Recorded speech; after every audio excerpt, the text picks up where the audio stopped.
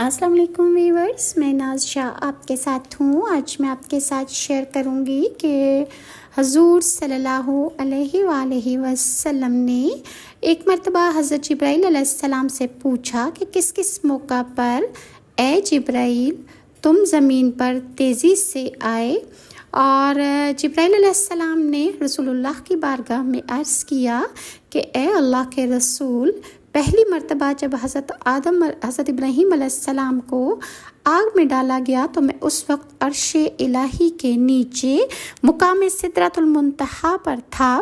مجھے حکم الہی ملا کہ جبرائیل میرے خلیل کے آگ میں پہنچنے سے پہلے فوراً میرے خلیل کے پاس پہنچو۔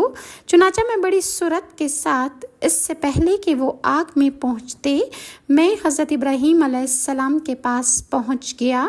دوسری بات، حضرت اسماعیل علیہ السلام کی گردن مبارک پر حضرت ابراہیم علیہ السلام نے اللہ کی طرف سے آزمائے جانے کے موقع پر انہیں ذبح کرنے کی خاطر چھری ان کی گردن پر رکھی ہوئی تھی، تو مجھے حکم الہی ہوا کہ چھری چلنے سے پہلے زمین پر پہنچو اور چھری کو الٹا کر دو۔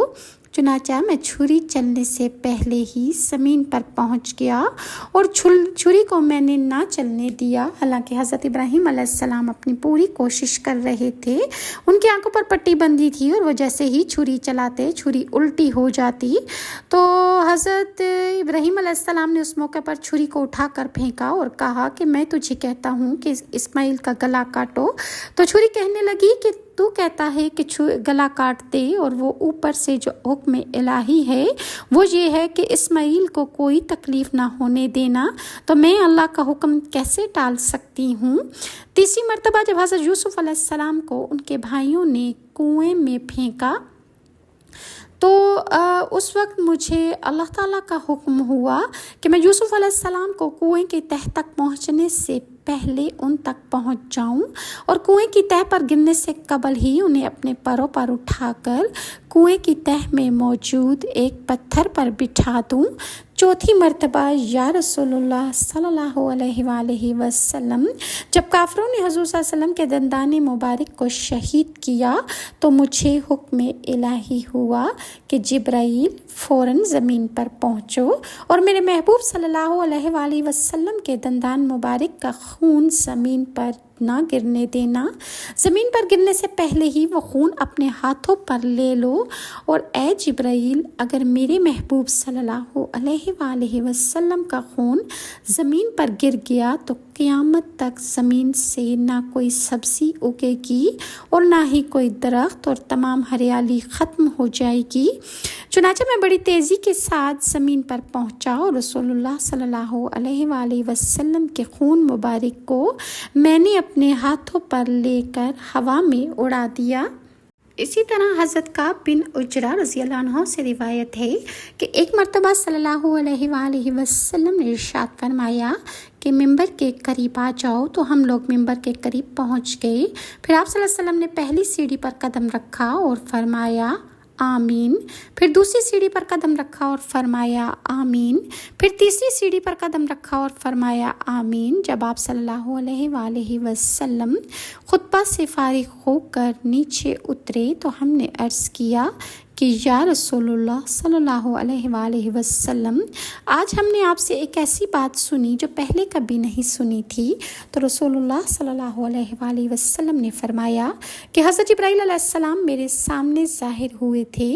جب میں نے پہلی سیڑھی پر قدم رکھا تو انہوں نے فرمایا ہلاک ہو وہ شخص جس نے رمضان المبارک کا مہینہ پایا پھر بھی اس کی بخشش نہ ہوئی، یعنی اس نے اس مہینے کا حق ادا نہ کیا جس کی وجہ سے اس کی بخشش نہ ہو سکی۔ تو میں نے کہا آمین۔ پھر جب میں نے دوسری سیڑھی پر قدم رکھا تو حضرت جبرائیل علیہ السلام نے کہا ہلاک ہو وہ شخص کے جس کے سامنے رسول اللہ صلی اللہ علیہ وآلہ وسلم کا ذکر ہو اور وہ آپ صلی اللہ علیہ وسلم پر درود نہ بھیجے۔ تو میں نے کہا آمین۔ پھر جب میں نے تیسری سیڑھی پر قدم رکھا تو انہوں نے فرمایا ہلاک ہو وہ شخص کے جس کے والدین یا ان دونوں میں سے ایک بڑھاپے کو پہنچ جائیں اور والدین کی وہ خدمت نہ کرنے کی وجہ سے وہ اس کو جنت میں داخل نہ کرائیں۔ تو اس وقت میں نے کہا کہ آمین۔ اور اسی طرح بعض روایات میں یہ آتا ہے کہ سامری جادوگر جو تھا اس کو حضرت جبرائیل علیہ السلام اپنے انگوٹھے سے دودھ پلایا کرتے تھے۔ بعض روایات میں ہے کہ بنی اسرائیل میں ایک شخص تھا جس کا نام سامری تھا، جو طبعی طور پر نہایت گمراہ کن آدمی تھا۔ اس کی ماں نے برادری میں رسوائی اور بدنامی کے ڈر سے اس کو پیدا ہوتے ہی پہاڑ کے ایک غار میں چھوڑ دیا تھا، اور حضرت جبرائیل علیہ السلام نے اللہ کے حکم سے اس کو اپنی انگلی سے یعنی انگوٹھے سے دودھ پلا پلا کر پالا تھا۔ اس لیے یہ سامری جو تھا یہ حضرت جبرائیل علیہ السلام کو پہچانتا تھا۔ اس کا پورا نام موسیٰ سامری ہے، اور حضرت موسیٰ علیہ السلام کا نام بھی موسیٰ ہے۔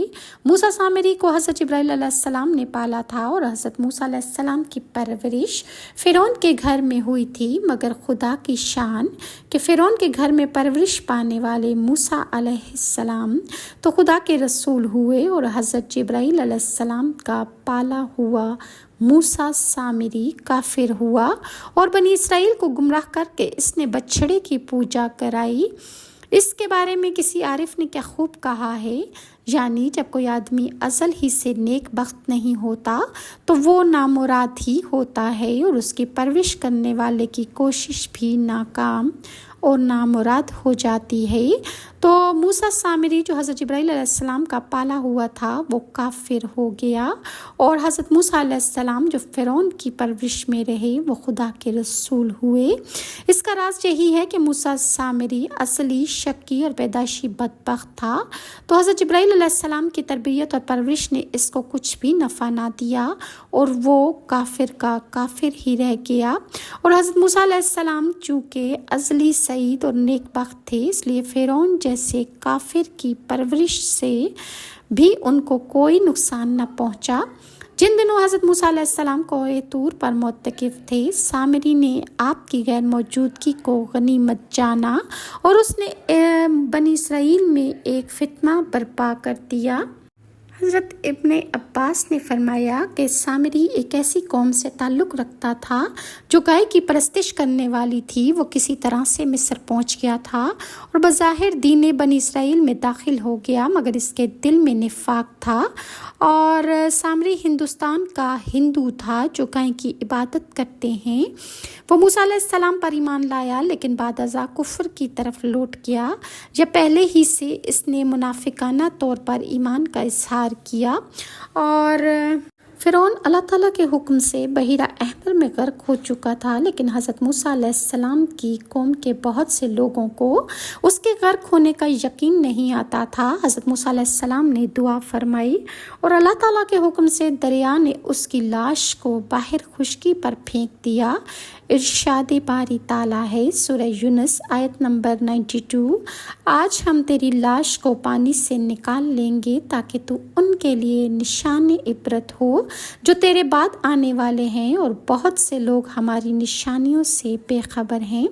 حضرت موسیٰ علیہ السلام فرعون کے غرق ہونے کے بعد بنی اسرائیل کے ساتھ بحیرہ احمر پار کر کے وادی سینا کی جانب چلے۔ اللہ نے بنی اسرائیل کو ہدایت اور رہنمائی کے لیے حضرت موسیٰ علیہ السلام کو آسمانی کتاب دینے کا فیصلہ فرمایا، اور حضرت موسیٰ کو 30 راتوں کے لیے کوہ طور پر اللہ تعالیٰ نے بلا لیا، جنہیں مزید 10 راتوں کے اضافے کے ساتھ 40 راتیں کر دیا گیا۔ حضرت موسیٰ علیہ السلام نے کوہ طور پر جانے سے پہلے اپنے بھائی حضرت ہارون علیہ السلام کو اپنا جانشین مقرر کر دیا تھا، وہ بھی اللہ کے نبی تھے۔ حضرت ہارون علیہ السلام بنی اسرائیل کو واضح و نصیحت فرماتے رہتے تھے۔ ایک دن انہوں نے فرمایا، اے بنی اسرائیل، تم لوگ جب مصر سے نکلے تھے تو تمہارے پاس فرعونی قوم کا بہت سا زیور امانت اور عریت کے طور پر محفوظ ہے، جبکہ تمہارے اپنے پاس بھی بہت سا زیور موجود ہے۔ قبطیوں کا سونا چاندی تم لوگوں پر حلال نہیں ہے، اور نہ ہی اسے واپس کیا جا سکتا ہے کیونکہ وہ ہلاک ہو چکے ہیں۔ چنانچہ میرا مشورہ ہے کہ اس حرام کے مال سے ہم کو جان چھڑا لینی چاہیے۔ پھر انہوں نے ایک گہرا گڑھا کھودا اور سب زیورات اس گڑھے میں دفن کروا دیے۔ سامری جادوگر یہ سب کچھ دیکھ رہا تھا۔ چنانچہ جب رات کے آخری پہر قوم گہری نیند سو گئی تو وہ خاموشی سے اس جگہ پر پہنچا اور تمام زیورات اکٹھا کر کے اپنی کھولی میں لے آیا اور اسے پگھلا کر گائے کا ایک بچڑا بنانے میں مصروف ہو گیا۔ سامری نے حضرت جبرائیل علیہ السلام کے گھوڑے کے سموں کے نیچے کی مٹی بھی اس میں شامل کر دی تھی۔ چونکہ سامری جادوگر کی پرورش حضرت جبرائیل علیہ السلام نے کی تھی، لہٰذا سامری کو حضرت جبرائیل علیہ السلام دکھائی دیتے تھے اور ان کا وہ گھوڑا جس پر وہ سوار ہو کر آتے تھے وہ انہیں پہچان لیتا تھا۔ لہٰذا جب حضرت جبرائیل علیہ السلام تشریف لائے تو اس نے ان کے گھوڑوں کے سموں کے نیچے کی مٹی اٹھا لی۔ یہ مٹی اس نے چپکے سے اس وقت لی تھی جب حضرت جبرائیل علیہ السلام نے بنی اسرائیل کو دریا پار کروا رہے تھے۔ جب اس نے بچڑا تیار کر لیا تو اس کی خاصیت یہ تھی کہ جب اس میں ہوا داخل کرتے تو یہ بیل کی آواز نکالتا تھا۔ یہ آواز کے نکالنے کے بہت سی وجوہات تھیں۔ اس مصنوعی آواز سے سامری نے بنی اسرائیل کو گمراہ کیا اور بنی اسرائیل کی ایک بڑی تعداد سامری کے مکر و فریب کا شکار ہو گئی۔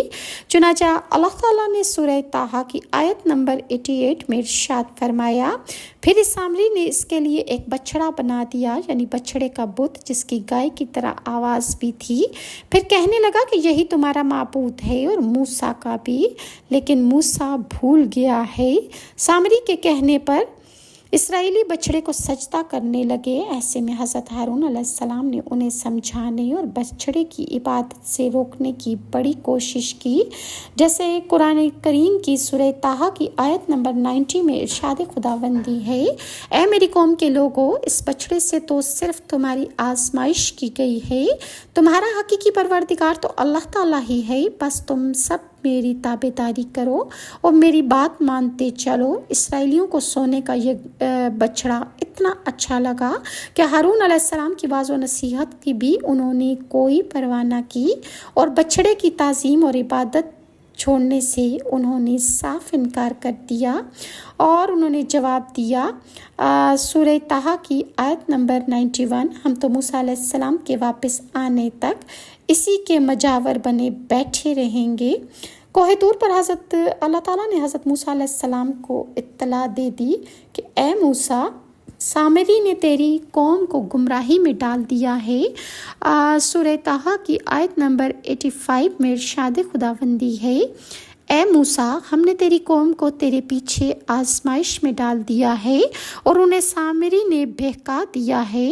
باری تعالیٰ نے جب موسیٰ علیہ السلام کو یہ اطلاع دی تو وہ سخت غم و غصے میں آ گئے، کیونکہ ان کی قوم نے ان سے وعدہ کیا تھا کہ ان کی کوہ طور سے واپسی تک وہ اللہ کی اطاعت و عبادت کرتے رہیں گے، لیکن نہ تو انہوں نے حضرت موسیٰ علیہ السلام کی واپسی کا انتظار کیا اور نہ ہی حضرت ہارون علیہ السلام کی کوئی بات مانی۔ اس کے برعکس وہ سامری جادوگر کی ہدایت پر بچڑے کی پوجا کرتے رہے، یہاں تک کہ اللہ تعالیٰ نے حضرت موسیٰ علیہ السلام کو ان کی قوم کی بدعہدی اور بچڑے کی بت پرستی سے آگاہ فرما دیا۔ حضرت موسیٰ علیہ السلام جب تورات کی تختیاں لے کر کوہ طور سے واپس ہوئے تو دیکھا کہ قوم سامری کے بچڑے کی پرستش میں مصروف ہے۔ یہ دیکھ کر آپ کو سخت تکلیف پہنچی، فوراً تختیاں ایک طرف رکھیں اور اپنے بھائی ہارون کا سر پکڑ کر انہیں اپنی طرف گھسیٹنے لگے۔ حضرت ہارون علیہ السلام نے کہا، سورہ اعراف کی آیت نمبر 150، کہ اے میرے ماں جائے، ان لوگوں نے مجھے بے حقیقت سمجھا اور قریب تھا کہ مجھے قتل کر ڈالتے، تو تم مجھ پر دشمنوں کو مت ہنساؤ۔ حضرت موسیٰ علیہ السلام نے اپنے بھائی سے فرمایا، اے ہارون، انہیں گمراہ ہوتا ہوا دیکھتے ہوئے تجھے کس چیز نے میرے پاس آنے سے روکے رکھا؟ کیا تو بھی نافرمان بن بیٹھا؟ یہ سورہ ताहा की आयत नंबर 92 और 93 है। उस वक्त हज़रत मूसा अलैहिस्सलाम ने नहायत गुस्से की हालत में अपने भाई की दाढ़ी और सर पकड़कर झंझोड़ा और पूछा, जिस पर हज़रत हारून अलैहिस्सलाम ने उन्हें इतना सख्त रवैया अपनाने से रोका। सूरह ताहा की आयत नंबर 94 में इरशाद खुदावंदी है, हारून अलैहिस्सलाम ने कहा कि ए मेरे माँ जाए भाई, मेरी दाढ़ी ना पकड़ और सर के बाल ना खींच। मुझे तो सिर्फ ये ख्याल दामनगीर हुआ कि कहीं आप ये ना फरमाएं कि तूने बनी इसराइल में तफरका डाल दिया और मेरी बात का इंतज़ार ना किया। भाई हारून अलैहिस्सलाम से बाज़ पुरस के बाद अब बारी थी सामरी की, जो सर झुकाए करीब ही खड़ा था। हज़रत मूसा अलैहिस्सलाम सामरी की तरफ मुतवज्जे हुए और सख्त लहजे में पूछा, सामरी तेरा क्या मामला है? तूने कौम को बुत परस्ती पर क्यों लगाया? उसने जवाब दिया, मैंने ऐसी चीज़ देखी जो औरों ने नहीं देखी, तो मैंने फरिश्ते के नक्शे पास से फरिश्ता यानी जिब्राइल अलैहिस्सलाम के पाँव की मिट्टी से एक मुट्ठी भर ली। उसने उनके घोड़े के सिमों के नीचे से खाक उठाई थी, फिर इस मिट्टी को उसने बछड़े के दिल में डाल दिया। इस तरह मेरे दिल ने इस बात को मेरे लिए अच्छा समझा। ये सूरह ताहा की आयत नंबर 95 और 96 है। हज़रत जिब्राइल अमीन को देखने के ताल्लुक से एक रिवायत ये है कि जिस वक्त बनी इसराइल दरिया पार कर रहे थे तो हज़रत जिब्राइल अमीन इनकी मदद के लिए अपने घोड़े पर सवार होकर वहाँ पर मौजूद थे। और दूसरी रिवायत ये है कि दरिया पार होने के बाद हज़रत मूसा अलैहिस्सलाम को कोह तूर पर आने की दावत देने के लिए हज़रत जिब्राइल अमीन घोड़े पर सवार होकर जब तशरीफ़ लाए थे। एक रिवायत हज़रत इब्न अब्बास बयान फरमाते हैं कि सामरी की परवरिश खुद हज़रत जिब्राइल अलैहिस्सलाम के ज़रिए हुई थी, जिस वक्त उसकी माँ ने उसे गार में बंद कर दिया था। हज़रत जिब्राइल अमीन रोज़ाना उसे ग़िज़ा देने आते थे। वो उनसे मानूस था और जैसे ही हज़रत जिब्राइल अलैहिस्सलाम ज़मीन पर आते तो सामरी उन्हें देख सकता और उन्हें पहचानता था। सामरी के दिल में शैतान ने ये बात डाल दी कि हज़रत जिब्राइल अमीन के घोड़े के कदम जिस जगह पड़ते हैं वहाँ की मिट्टी में ज़िंदगी और मौत के आसार पाए जाते हैं।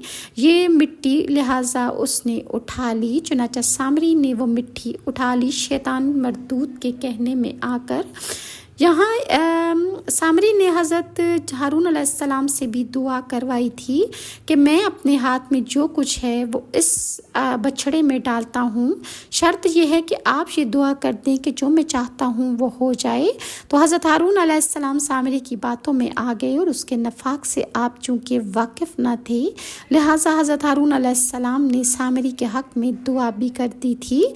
लिहाजा उसने जब दुआ करवा दी तो और वो निशान कदम की खाक मिट्टी जो थी उसमें डाल दी, तो हज़रत हारून अलैहिस्सलाम की दुआ से उस बछड़े में ज़िंदगी के आसार पैदा हो गए और उसमें से आवाज़ पैदा हो गई। हज़रत मूसा अलैहिस्सलाम ने सामरी के लिए जो सज़ा तजवीज़ की उसे कुरान करीम ने यूं बयान फरमाया है।